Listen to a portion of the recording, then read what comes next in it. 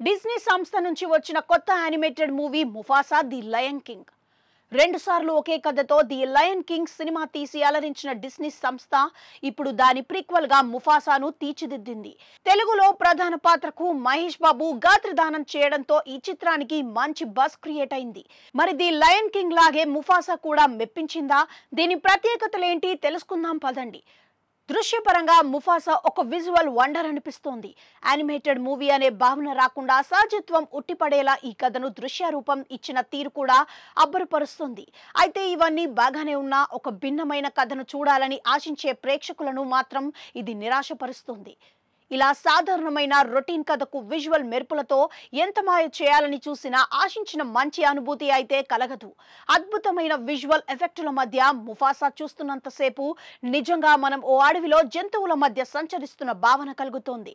ఎక్కడా అసహజంగా అనిపించకుండా చక్కగా కుదిరిన విజువల్ ఎఫెక్టుల సినిమాకు ప్రధాన ఆకర్షణ కాగా, యానిమేటెడ్ రూపంలో జంతువులని సృష్టించి వాటితో డైలాగులకు తగ్గట్లుగా హావభావాలు పలికించిన తీరు కూడా ఆకట్టుకుంటుంది. పలికే ప్రతి మాటకు తగ్గట్టుగా జంతువుల హావభావాలు చూస్తుంటే అవి నిజమైన జంతువులేనా, వాటికి నిజంగానే మాటలు వచ్చేసాయా అన్న భ్రమలు కలగడం ఖాయం. అయితే కేవలం విజువల్ ఎఫెక్టులతో కంటికి ఇంపైన దృశ్యాలు చూపించి పంపేయకుండా కొంచెం భిన్నమైన ఆసక్తికరమైన కథను చెప్పడానికి ప్రయత్నించి ఉంటే బాగుండేది. బలమైన ఎమోషన్ లేని ఒక మామూలు కథతోనే సరిపెట్టేయడం నిరాశపరుస్తోంది. చిన్నతనంలో తల్లిదండ్రులు దూరమయ్యే ఓ కొడుకు, ఆ బిడ్డకు చేరదీసి తన కొడుకుతో పాటు ఇంకో బిడ్డను పెంచే ఓ తల్లి, ఆ అనాథ అంటే అస్సలు నచ్చని తండ్రి. ఇలా ముఫాసాలోని పాత్రలన్నీ మనుషులను పోలినట్లే ఉంటాయి. వాటి మధ్య సన్నివేశాలు, ఎమోషన్లు అన్నీ కూడా సగటు ఫ్యామిలీ డ్రామాను తలపిస్తాయి. విజువల్ గా ఎంత మెప్పిస్తున్నప్పటికీ కథగా మాత్రం ముఫాసా ఏ దశలోనూ ఎగ్జైట్ చేయదు. విలన్తో హీరో గొడవ, వారి మధ్య పోరాటం కూడా చాలా సాధారణంగా అనిపిస్తుంది. ఇక కథలో బలమైన ఎమోషన్ లేకుండా విజువల్ గా ఎంత మాయాజాలం చేసినా మనసు నిండదు. ఇందులో కథ కూడా ఒక తీరుగా నడవదు. అసలు హీరో సరైన లక్ష్యాన్ని నిర్దేశించే ప్రయత్నమే జరగదు. తరువాత ఏం జరుగుతుందనే ఉత్కంఠ రేకెత్తించే విధంగా సాగే కథనం బోర్ కొట్టేస్తోంది.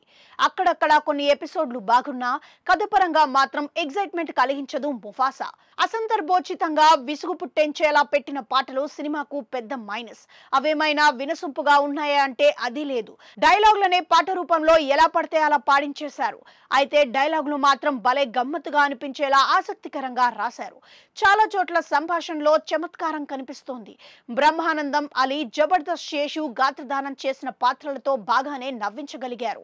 విలన్ పాత్రకు అయ్యప్ప పి శర్మ చెప్పిన డైలాగ్ కూడా బాగుంది. సాంకేతిక హంగులకేమీ సినిమాలో లోటు లేదు. ముఫాసా పాత్ర అనుకున్నంత బలంగా లేకపోయినా మహేష్ వాయిస్ ద్వారా దాని లోపాలను కొంత కవర్ చేశారు. ఇక మొదట్లో వచ్చే వరద సన్నివేశాలు, క్లైమాక్స్ లో విజువల్స్ ఎఫెక్ట్స్ భారీతనం ఆకట్టుకుంటాయి. మొత్తంగా చెప్పాలంటే ముఫాసా దృశ్యపరంగా మెప్పించిన కథనాల్లో మాత్రం నిరాశపరుస్తుంది. విజువల్ ఎఫెక్ట్స్ కోసం, మహేష్ గాత్రం కోసం ముఫాసాపై ఓ లుక్ వేయొచ్చు, కానీ అంచనాలు తక్కువ పెట్టుకుంటే మంచిది. చివరిగా ముఫాసా కంటికి ఇంపే, మనసుకు కాదు.